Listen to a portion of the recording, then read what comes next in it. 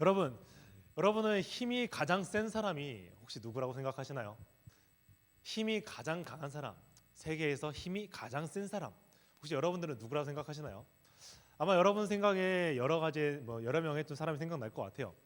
제가 좀 찾아보니까 지구상에 이제 힘 이런 근력 테스트를 했었나 봐요. 힘이 가장 강한 사람. 그래서 이 힘이 가장 센 민족이 있었는데 그 민족이 어떤 민족이었냐면 사모아인이라고 이제 뽑혔다고 해요. 1등이 사모아인.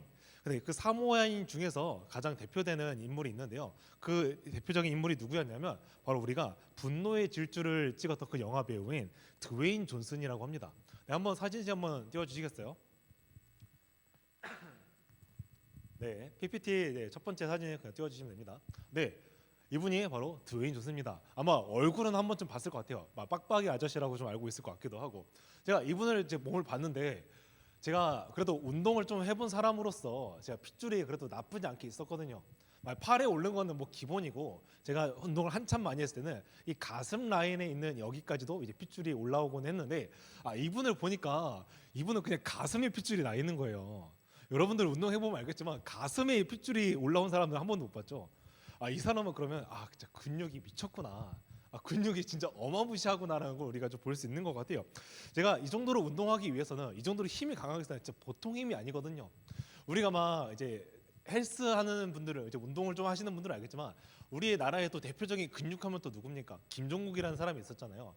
우리가 근데 런닝맨에서 제가 한참 런닝맨 초창기 시절에는 뭘 했냐면 이름표 듣기라는 걸 썼어요. 근데 뭐 게스트고 뭐 런닝맨 멤버고 김종국만 만나면 막 힘을 못 쓰는 거예요, 막. 근데 제가 중학교 때 런닝맨을 보면서 제가 그 생각했어요. 나 정도면 그래도 비빌만 해볼 텐데 이 생각을 했었는데 지금 생각해 보니까 참 내가 아직도 애였구나라는 생각을 좀 했던 것 같습니다. 근데 거기에 이어서 2019년에는 월드 스트롱맨이라는 대회를 했었다고 해요. 그래서 세계에서 가장 힘이 센 사람을 뽑는 거 한번 PPT 한번 넘겨주세요. 네, PPT 계속 넘기니까 PPT 한번 집중해 주겠습니다.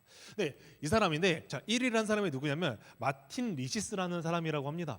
이 마틴 리시스인데 이 사람이 이제 뭐 여러 가지 있잖아요. 막 우리가 인스타나 뭐 이제 뭐 유튜브 같은데 보면 막 엄청나게 큰 두 기둥가 이렇게 붙잡으면서 막 버티는 막 이런 것도 보기도 하고 그 다음에 이런 자동차 잘 보면 여기가 한 대가 아니라 좀 여러 대요. 한 두 대인지 세 대인지 정확히 모르겠는데 차가 여러 대입니다. 근데 저 사람보다 저 큰 트럭을 드는 것을 밀고 가는 걸 보면 약 저 차는 한 대당 약 200kg 정도로 아마 예상이 된다고 해요. 그러면 벌써 두 대니까 400kg, 400kg을 이렇게 끌고 갈 수 있는 힘이 있는 사람. 그 사람이 이 마틴 리시스라는 사람이라고 합니다. 우리가 이렇게 보았을 때 힘이 강한 사람들 그리고 우리가 인간을 어떻게 보면 초월한 힘이다라고 이제 표현할 만큼의 이 강한 사람들이 있습니다. 근데 우리가 이렇게 강한 사람들이 있는데 이 힘이 강한 사람 vs 우리 동물의 왕 사자가 붙는다고 하면 과연 누가 이길까요? 우리 한번 생각을 해볼게요. 자, 드웨인 존슨 그리고 마틴 리시스 같은 힘이 강한 사람이 있어요. 우리의 인간의 어떻게 보면 힘의 대표라고 할 수 있을 것 같은데 그런 사람이 사자와 붙었을 때 사자를 과연 이길 수 있을까요? 이길 수 있을 것 같나요? 너무 좋습니다. 혹시 왜 이길 수 있을 것 같다 생각해요? 네, 갑작스럽죠? 제가 대답하도록 하겠습니다. 자, 사자 같은 경우는 제가 인터넷 찾아보니까 사자의 힘을 또 측정하는 게 있다고 해요. 요즘 기술이 참 좋아졌어요. 자, 일반적인 사자의 힘은 어떠냐면 680kg이라고 해요. 그러면 앞발 한 번 그냥 내가 내리치는 거 한 방에 그냥 680kg. 근데 이게 내가 한 번 최대치로 끌어올릴 수 있는 힘이냐? 그게 아니라 그냥 내가 평상시에 한 번 때리는 게 680kg이라는 거예요. 그러면 아무리 인간이라 하더라도 아무리 힘이 센 사람이라 하더라도 내가 최대의 힘은 잠깐 동안은 사자의 힘을 압도할 수는 있겠지만 그 680kg이 맨날 날라오는 그 사자 앞에서는 아마 이 인간은 뭔가 이제 뭔가 힘을 쓰지 못할 것 같습니다. 우리가 이 장미란 선수를 우리가 알고 있을 거예요. 이제 역도 선수의 여자 선수 중에서 아마 최초 금메달을 딴 사람인데 그 사람이 그 금메달을 딸 때 몇 킬로를 들었었냐면 326kg을 들었다고 해요.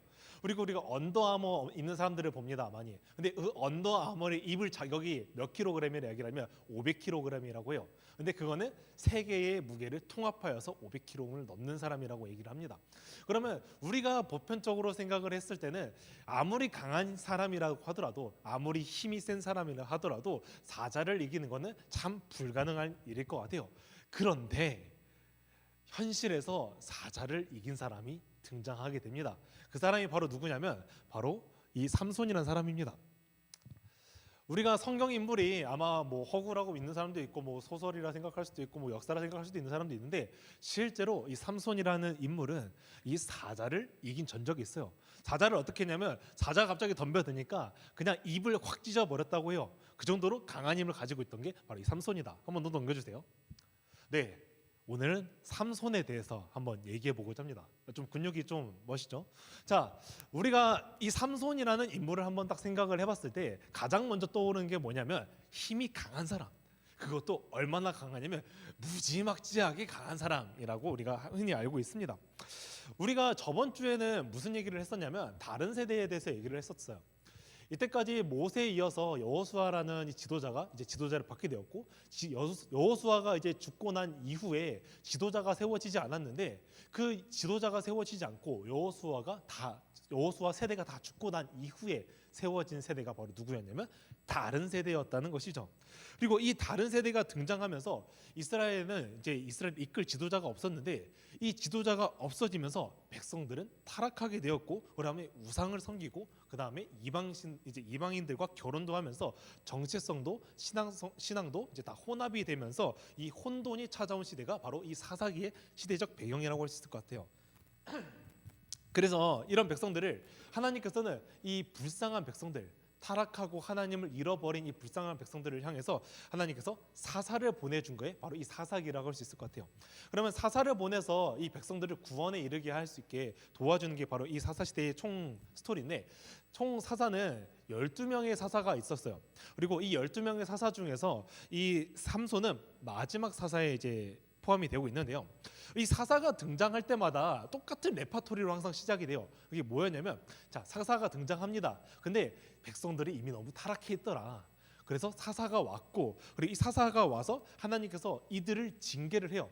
이스라엘 백성들이 타락을 하니까 하나님의 징계하심을 통하여서 이스라엘 백성들이 이제 하나님을 다시 깨닫게 되고, 우리한테 하나님이 필요하다는 것을 깨닫게 한 다음에 그들이 회개를 하면 사사를 보내주고, 사사를 통해서 구원을 하고, 이제 이 사람들이 다시 온전히 돌아가는데, 다시 사사가 없어지면 타락하고, 이게 반복이 된다는 것이죠. 이 반복되는 이 상황 속에서 이 삼손은 마지막 사사라 했는데, 삼손의 시대는 유독 더 타락이 심했습니다. 왜냐하면 이때까지는 회개하고 이제 징계하고 회개하고 이제 사사를 보내고 이제 돌아왔는데, 이번에는 이스라엘 백성들이 회개조차 하지 않아요. 회개조차 내가 잘못했다고 용서조차 구하지 않아요. 이제는 뭐가 잘못됐는지 내가 구분조차 못하고 있는 상황이라는 거죠. 그런 시대적 배경에서 이 삼손이라는 인물이 등장하게 됐는데, 이 삼손 또한 이 시대의 영향을 받아서 그런지는 잘 모르겠는데 사사인데 사사답지 않은 모습들을 보여주고 있습니다. 이 이스라엘 이제 삼손은 이제 어떤 사명으로 오게 되었냐면, 이 당시에 이제 이스라엘 백성들을 이제 지배했던 게 블레셋 민족이라는 사람들이 있어요. 하나님의 징계하심으로 블레셋 민족이 이 이스라엘들을 이제 지배하고 있었는데, 이 블레셋의 지배 가운데에서 이 삼손을 통하여서 하나님께서 구원을 이루겠다고 삼손을 보내게 됩니다. 근데 이 삼손이 오늘 어떤 이 말을 하느냐? 나는 딥나라는 곳에 가게 됐어요, 삼손이. 그래서 딥나라는 곳에 갔는데 여인이 되게 이쁜 것 같아요. 그래서 저 여인 이쁘다. 그래서 내가 저 여자랑 사귀고 싶다고 이제 부모님한테 찾아갑니다. 나 딥나에서 만난 그 여인과 나는 결혼하고 싶습니다 라고 했는데 부모님이 반대를 해요. 근데 왜 반대를 하고 있냐고 딱 보니까 딥나라는 곳은 블레셋 족속의 땅이거든요. 그러면 그 딥나에서 만난 여인은 누구냐면 바로 블레셋의 민족이라고 할 수 있겠죠. 그러면 그 블레셋 민족과 나는 결혼하겠습니다와 똑같기 때문에 이게 되게 아이러니한 상황이 펼쳐진 거예요. 왜냐하면 삼손은 어떤 임무로 이제 이 땅에 오게 되었다 했죠? 자, 블레셋 민족에게서 이스라엘 백성들을 구원하기 위해서. 그런데 그 삼손이 블레셋 민족을 무찌르고 해야 되는데 블레셋 여자와 나는 결혼하겠습니다라는 의견을 표현한 거예요. 우리 이제 부모님은 이제 이 삼손에게 이제 안 된다고 이제 거절을 합니다. 그러나 삼손이 앵간히 진짜 고집이 세요. 앵간히 좀 혈기가 많아요. 자신의 뜻대로 안 하면 뭐 화도 많고요. 자신의 뜻대로 안 되면 그냥 내 멋대로 사는 사람이 있다는 말이에요. 부모님이 안 된다고 해서 그 사람이 결혼을 안 할 사람이 아니었어요. 그래서 결국에는 그 딥나에서 만난 그 여자와 결혼을 하게 됩니다. 이제 이 결혼을 하게 됐는데 이제 이 블레셋 민족의 풍습이 하나 있었어요. 그게 뭐였냐면 결혼을 하면 그 결혼한 이후에 일주일 동안 이제 잔치 파티를 이제 벌이는 거였는데 이제 블레셋 민족과 삼손과 이제 딥나의 여자와 이제 함께 파티를 벌이고 있으면서 이제 삼손이 되게 기분이 좋았나 봐요. 그래서 갑자기 블레셋 민족 사람들과 이제 내기를 하거든요. 무슨 얘기를 하냐면 이제 옷 30벌 30벌을 해가지고 총 60벌을 내가 내기를 하자. 그래서 너희가 내가 낸 이제 그 수수께끼를 풀면 내가 너희한테 60벌을 주고 아니면 너희가 나한테 60벌을 주라 이런 이제 이런 얘기를 했었어요. 근데 여기서 삼손이 참 셉셉이 같은 게 뭐냐면 그 삼손이 이 딥나로 내려오면서 만난 이 사자가 있거든요. 우리가 아까 처음에 본 사자 있죠. 그게 바로 이 사자 사건인데 삼손이 사자를 만나서 입을 찢어서 죽였어요. 그리고 이제 그 다음에 다시 갔어요. 그리고 며칠 뒤에 다시 그곳을 지나갈 일이 생겼는데 그 지나가다 보니까 사자의 시체가 보이는 거예요. 그때 내가 죽였던 사자겠죠. 근데 그 사자의 몸 안에 뭐가 있었냐면 벌들이 그 꿀을 거기다 이제 해놓은 거예요. 아마 벌집이라고 보면 될 것 같아요. 벌집을 만들어서 거기에 꿀이 있는 거예요. 그래서 삼손이 이 기억은 우리가 흔하지 않은 일뿐만 아니라 아마 삼손만 알고 있는 내용일 거란 말이에요. 이 내용을 이제 이 블레셋 사람들한테 수수께끼를 냅니다. 그리고 이거를 이제 블레셋 사람들한테 맞추라고 이제 얘기를 하는데 블레셋 사람들이 맞출 수 있었겠어요? 아마 못 맞췄겠죠. 블레셋 사람들은 몇 날 며칠 동안 고민을 했지만 결국에는 수수께끼를 풀지 못합니다. 근데 이 삼손의 아내가 어떤 사람이냐? 바로 블레셋 민족의 사람이라고 했죠.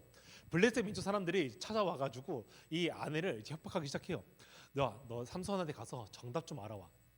야, 삼손이 우리한테 풀 수 없는 수수께끼를 내가지고 우리를 지금 되게 우리의 옷을 그냥 하염없이 그냥 막 뜯어가려고 한다. 그러니까 너가 만약에 삼손한테서 그 답을 알아오지 않는다면 우리는 너의 집안을 몰살시킬 거야 하면서 막 협박을 합니다.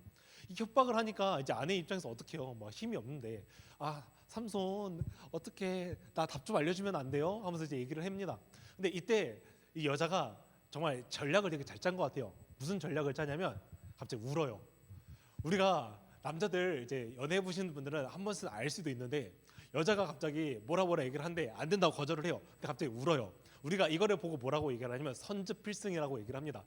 먼저 울면 우리가 도저히 이길 수가 없어요. 그냥 먼저 울기만 하면 무조건 이기게 되겠습니다. 우리가 그래서 선즙필승이라고 하는데 우리가 우니까 어떻게 안 돼. 어떻게 근데 왜 울어? 어떻게 하면서 이제 막 달래줍니다. 그렇게 해서 그래도 나는 이게 부모님이었어도 나 안 알려줄 거야. 안 돼, 삼손 난 사랑하지 않는 거야 하면서 이제 뭐라 해요. 결국에는 삼손이 마지막 날에 이 답을 알려주게 됩니다. 그리고 그 여자는 블레셋 사람들한테 그 정답을 알려줘요. 삼손이 이제 마지막 날에 대해서 의기양양하게 있는데 블레셋 민족이 되게 당당하게 걸어옵니다. 그리고 정답을 결국엔 맞춰요. 삼손이 갑자기 어안이 벙벙한 거죠. 왜냐하면 이 사실은 나만 알고 있는 사실인데 이들이 어떻게 맞추지? 곰곰이 생각해 보니까 이 여자가 알려준 거예요. 내가 답을 알려준 사람은 딱 한 사람밖에 없었으니까. 그래서 너무 화가 나가지고 이 결혼을 했는데 이 여자를 버리고 다시 고향으로 돌아갑니다. 그리고 한동안 이제 거기 고향에서 살다가 화가 풀려 이제 다시 돌아가요. 근데 이 장인의 입장에서는 좀 어떻겠어요? 결혼을 했는데 이 결혼한 남자가 화가 난다고 이 여자를 버리고 이제 고향으로 돌아갔어요. 나는 이 결혼 반대세. 나는 이 결혼 취소로 하고 그냥 나의 이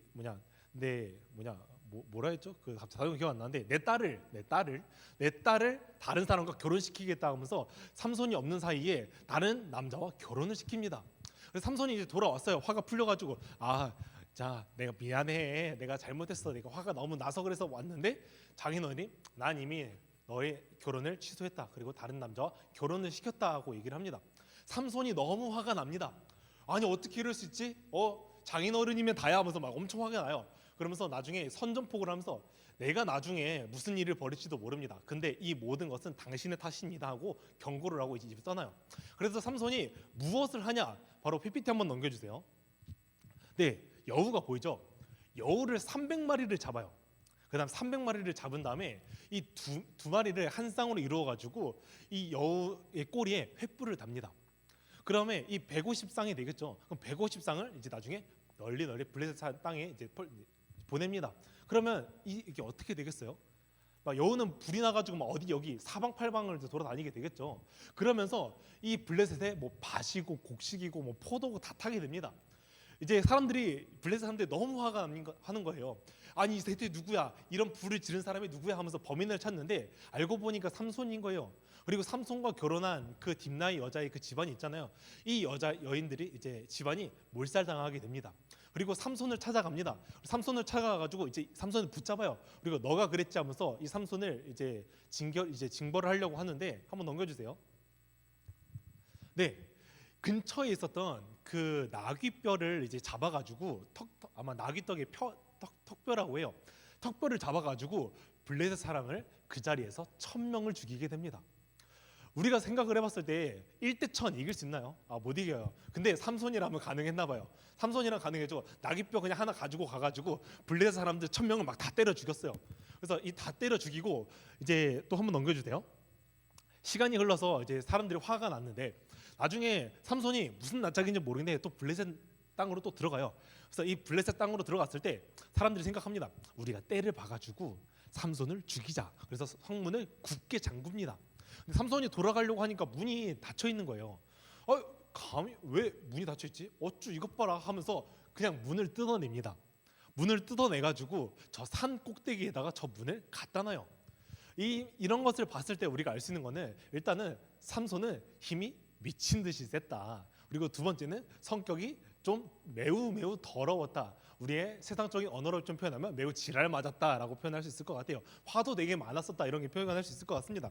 이런 삼손, 이제는 이런 삼손이 자신의 힘을 의지해서 마음대로 살고 내 멋대로 살고 내가 하고 싶은 대로 하고 화가 나면 화를 내는 이 삶을 살고 있던 삼손, 이제 또 다른 여인이 한 명 찾아오게 돼요. 한 번 넘겨주세요. 자, 이번에는 들릴라라는 이제 여인을 이제 갑자기 삼손이 좋아하게 됩니다. 그래서 이 들릴라 여인을 이제 꼬시기 위해서 이것저것 막 이제 해요. 그래서 들릴라와 이제 함께 지내고 뭐 다가가서 뭐 사랑 고백도 하고 뭐 사랑 세레나라도 하고 뭐 이랬을 것 같아요. 자, 이제 들릴라라는 여인을 만나게 됐는데 이 들릴라라는 여인은 삼손을 좋아하진 않는 여인이었어요. 근데 나중에 블레셋 사람들이 지금 삼손에 대한 이미지가 상당히 안 좋을 거 아니에요. 그래서 이 들릴라를 좋아하는 걸 아니까 블레셋 사람들이 들릴라를 찾아옵니다. 그 다음에 뭐라고 얘기를 하면, 야, 너가 삼손의 힘의 비밀을 알아내라. 그러면 우리가 막대한 돈을 주겠다라고 이제 얘기를 한 것이죠. 어쩌면 거래를 한 거예요. 들릴라는 삼손을 사랑하지 않았기 때문에 너무 좋다, 너무 좋은 기회다. 삼손을 이용해가지고 내가 돈 좀 많이 벌어봐야겠다고 삼손한테 이제 접근하기 시작합니다. 이제 삼손한테 접근해가지고 이제 삼손, 당신의 힘의 원천은 무엇이에요? 하면서 얘기를 해요. 그래서 삼손이 비밀을 얘기해 주겠어요? 내 힘이 원천이네? 안 알려주겠죠? 그래 거짓말을 해요.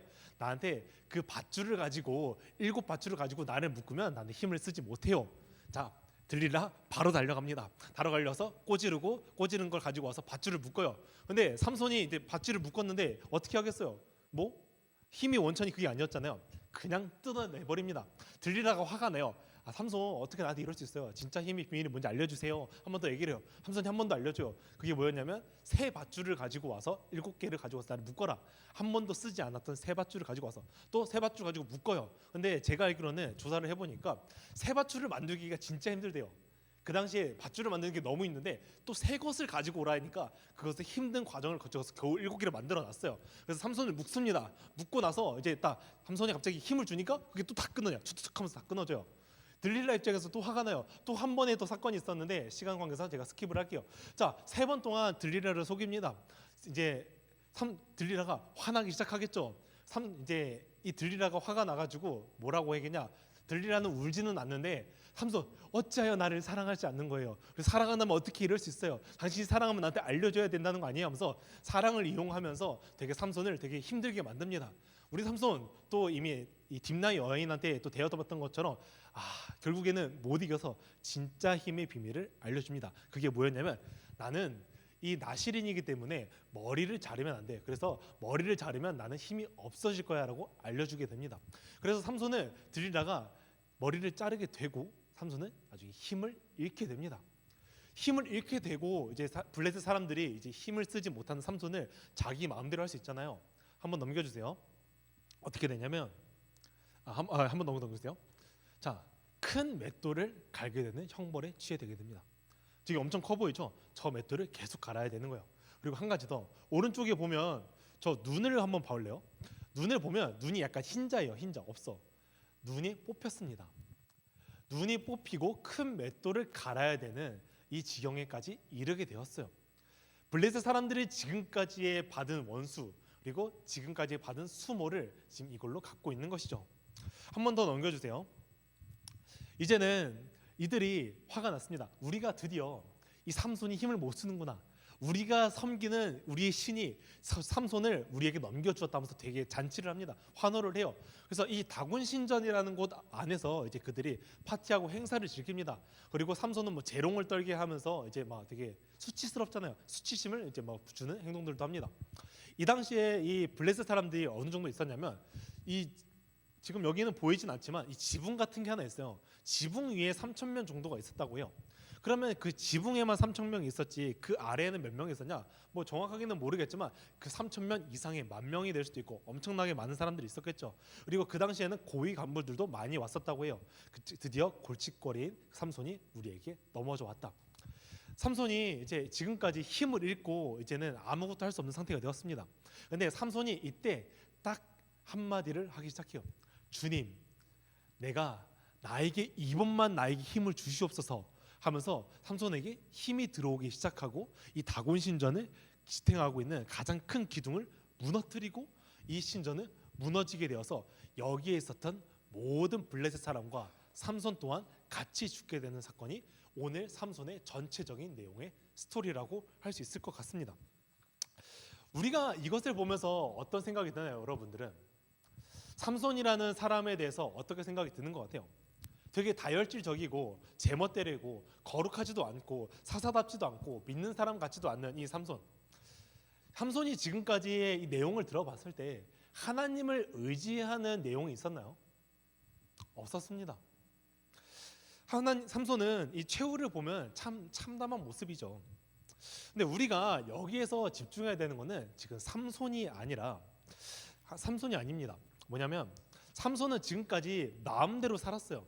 자신의 생각과 마음이 내키는 대로 살았던, 그래서 이 소견이 옳은 대로 살았던 것이 바로 이 삼손인데, 삼손은 지금까지 이렇게 살면서 우리가 깨닫게 되는 것은 나는 마음대로 살아도 하나님께서는 나를 책임지시고 그 다음에 나를 강하게 하시고 사명을 감당하게 하시고 그의 뜻을 이루게 하시는구나라는 것이 아니라, 삼손은 사사로 불리고 와서 이 블레셋 사람들을 처리하게 됐었잖아요. 그래서 구원하게 한다 했잖아요. 그러면 삼손이 그래도 결국에는 블레셋 사람들을 다 죽였고 그 다음에 이스라엘 백성을 구원했구나, 우리가 여기에 포커스가 있는 게 아니라는 거예요. 뭐냐면 삼손은 지금까지 마음대로 살았는데 우리도 내가 마음대로 살더라도 하나님께서는 하나님의 뜻을 이루실 거고 나를 책임지시고 나를 붙드실 거야. 이게 올바른 생각이 아니라는 얘기예요.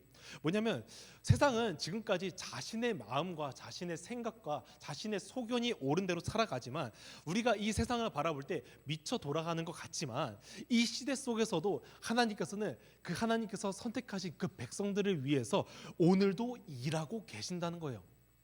삼손이라는 인물을 봤을 때 사사다웠습니까? 사사답지 않았어요. 근데 이 사사답지 않은 삼손이더라도 하나님께서는 그의 백성들을 위해서 오늘도 우리를 위해서 일하시고 계신다는 것, 그의 뜻을 이루고 계신다는 것이 우리가 오늘 알아야 되는 것입니다. 우리는 살아가면서 하나님이 없다고 느낄 때가 참 많은 것 같아요. 수많은 이제 어려움이 있는 것 같아요. 믿는 거에 있어서. 왜냐하면 하나님이란 분은 눈에 보이지도 않고요. 하나님이 일하심이라는 것은 느껴지지도 않고요. 그 다음에 내 눈앞에 그럴싸한 기적이 일어나지도 않고요. 그 다음에 내가 기도를 하면 갑자기 막 접신해가지고 하면서 접신하는 것도 아니고 실제로 그런 사람을 본 적도 없고, 그 다음에 이런 여러 가지 상황들 속에서 세상은 여전히 또 악하고 그리고 눈에 보이지도 않았지만 하나님이 살아계시다면 어찌 세상이 이럴 수 있을까? 라는 고민들 속에서 나는 하나님을 믿기가 참으로 어렵습니다. 그리고 의심이 들어요. 근데 그 상황 속에서도 오늘 삼손의 내용을 통해서 우리가 알 수 있듯이 하나님께서는 오늘도 세상의 참된 주인으로서 이 세상을 하나님의 뜻대로 이루어가고 계시고, 하나님께서는 일하시고 계시고 그의 백성을 위해서 하나님의 계획이 이루어져 가고 있다는 것. 우리가 이 사사시대를 보면 제가 똑같은 레포터리가 반복됐다고 했죠. 아마 그 사사시대에 살았던 사람들은 어떤 생각이 들겠어요? 회개하고 돌아가고 그 다음에 하나님 믿었지만 다시 타락하고 똑같은 쳇바퀴가 돌아가잖아요. 근데 이 쳇바퀴 속에서 그들이 느끼는 건 뭐냐? 세상은 여전히 악하고 나는 믿음을 지켰지만 믿음이 없는 것 같고 하나님은 없는 것 같고. 근데 오늘 사사를 통해서 우리가 알 수 있는 것은 무엇이냐? 하나님께서는 그럼에도 불구하고 하나님의 계획을 이루어가고 계시고 하나님의 뜻을 알려주셨고 오늘도 하나님은 일하시고 계신다는 것입니다.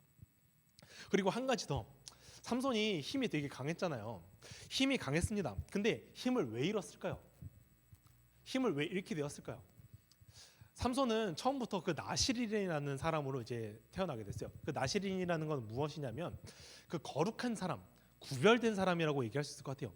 그럼 일반 사람들과는 다르게 거룩하게 구별된 사람이라고 표현할 수 있을 것 같아요. 이 나시린은 반드시 지켜야 되는 게 세 가지가 있었거든요. 그것이 무엇이냐면 시체를 만지지 말 것, 포도주를 마시지 말 것, 그 다음에 머리를 자르지 말 것. 이 세 가지만큼은 절대로 지켜야 되는 거였어요. 근데 삼손에 제가 언급하지는 않았지만 삼손은 이 세 가지 다 어기게 됩니다. 사자의 시체에 손을 대게 되고요. 딥나로 내려가서 포도주를 마셨고요. 그 다음에 이 머리를 자르는 들린한테 자신의 비밀을 얘기해가지고 머리를 잘리는 이 세 가지를 다 범하게 됩니다. 이 세 가지를 다 결국엔 잃게 되었을 때 삼손이 갑자기 힘을 잃었단 말이에요. 그리고 삼손은 지금까지 이 초인적인 힘을 냈을 때 항상 붙는 그 수식어가 하나 있거든요. 그것이 무엇이냐면 여호와의 영이 임하니. 삼손의 힘은 지금까지 내가 강하고 원래 타고나고 원래 강했던 민족이 아니라 삼손의 힘은 어디에 있었냐면 하나님께서 주셨던 거예요. 하나님 여호와의 영이 임하니 삼손에게 초인적인 힘이 일어났더라.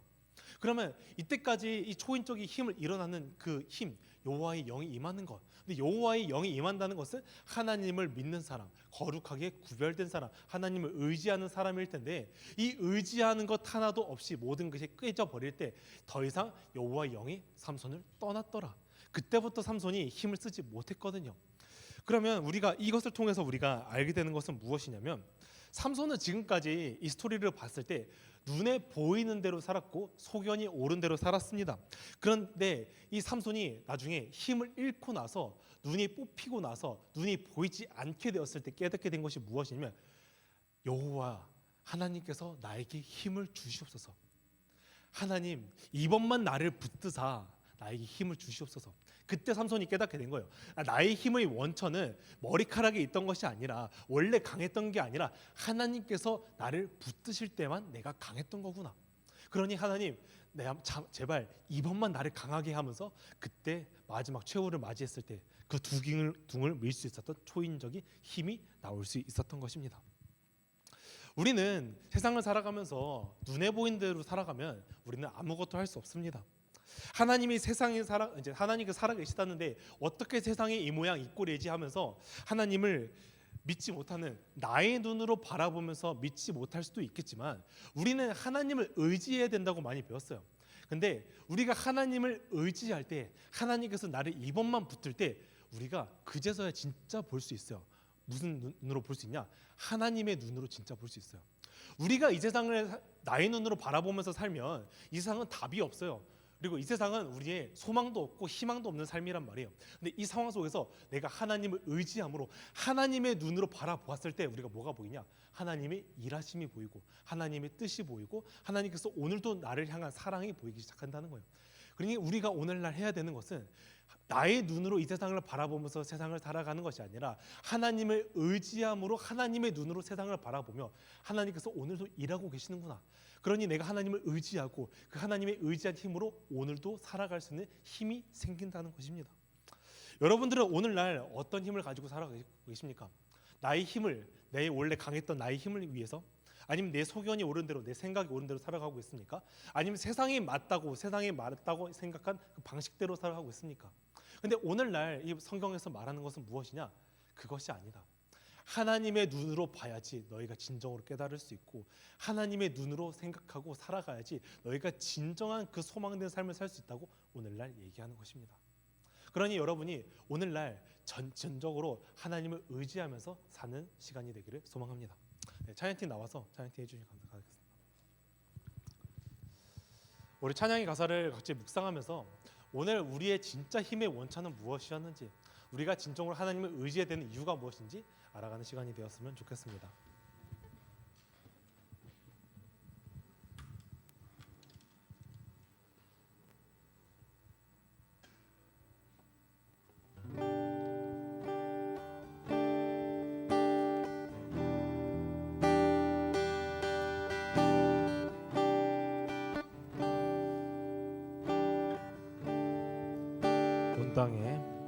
온 땅에 주인 되신 주님이 내 이름 아시며 상한 맘 돌보네 어둠을 밝히시는 새벽별 방황하는 내 맘 주의 길 비추시네 나로 인함이 아니 나로 인함이 아니 주가 행하신 일로 나의 행함이 아니 오직 주로 인하여 나는 오늘 피었다 지는 이름 없는 꽃과 같네 바다의 이름 파도 안개와 같지만 주는 나를 붙드시고 부르짖음 들으시며 날 귀하다 하시네 저희 2절로 찬양하겠습니다. 주님은 나의 죄를 보시고 주님은 나의 죄를 보시고 사랑의 눈으로 날 일으키시네 바다를 잠잠하게 하시듯 내 영혼의 폭풍 고요케 하시네 나로 인함이 아니 나로 인함이 아니 주가 행하신 일로 나의 행함이 아니 오직 주로 인하여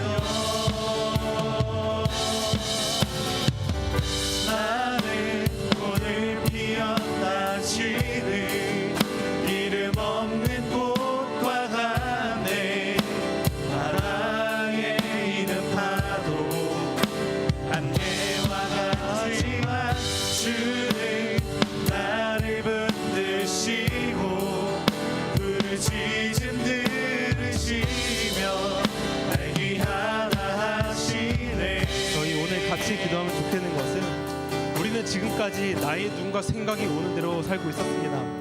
그러나 우리는 그렇게 사는 것이 아니라 오직 하나님을 의지함으로 하나님의 크신 눈으로 하나님의 일하심을 보면서 일하심을 봐야지 우리는 그제서야 진짜 하나님의 일하심을 볼 수 있습니다. 그러니 우리가 그를 의지하는 시간이 되게 해달라고 같이 기도하도록 하겠습니다. 하나님 아버지, 오늘 이 시간 가운데 우리는 하나님 아버지를 전적으로 의지하기를 원합니다. 하나님 아버지를 의지하지 않고서는 결국에는 이스라엘 백성들이 끝없이 쳇바퀴처럼 늘 타락했던 것처럼 하나님 아버지를 버리고 세상의 소견이 옳은 대로 살아가는 것처럼 오늘날 이 시대가 살아가는 것처럼 하나님 아버지를 버리고 살아가는 시간이 되지 않나 싶습니다. 하나님, 그러나 우리가 진정으로 보는 것은 하나님을 의지함으로써 하나님의 눈으로 볼 때에 하나님 아버지의 일하심과 하나님 아버지의 계획과 하나님 아버지의 뜻을 알 수 있었던 것처럼 우리가 진정으로 아는 시간이 되게 도와주셔서 하나님 아버지의 눈으로 바라보며 하나님 아버지의 전적으로 의지하며 하나님께서 나의 삶을 계획하시고 있고 하나님의 전적으로 하나님의 뜻을 이루고 계신다는 것을 우리가 믿는 시간이 되기를 간절히 원하옵니다. 아버지, 우리 한 명을 들어주시옵소서. 아버지, 힘을 알게 주시옵소서. 태산보다도 더 크신 하나님 아버지, 우리는 언제나 나의 소견이 옳은 대로 살아갑니다. 내 멋대로 살고 내 생각이 맞는 대로 세상이 옳다고 얘기한 대로 항상 그 길을 따라가고 있습니다.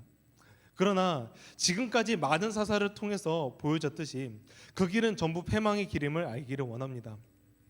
하나님을 떠나서는 결국에 우리는 타락하고 다시 눈먼 자로 살아가는 사람이 되고 때로는 세상을 살아가면서 생기는 하나님에 대한 불신과 말씀과의 삶의 이질감으로 인해서 하나님을 오해하고는 합니다.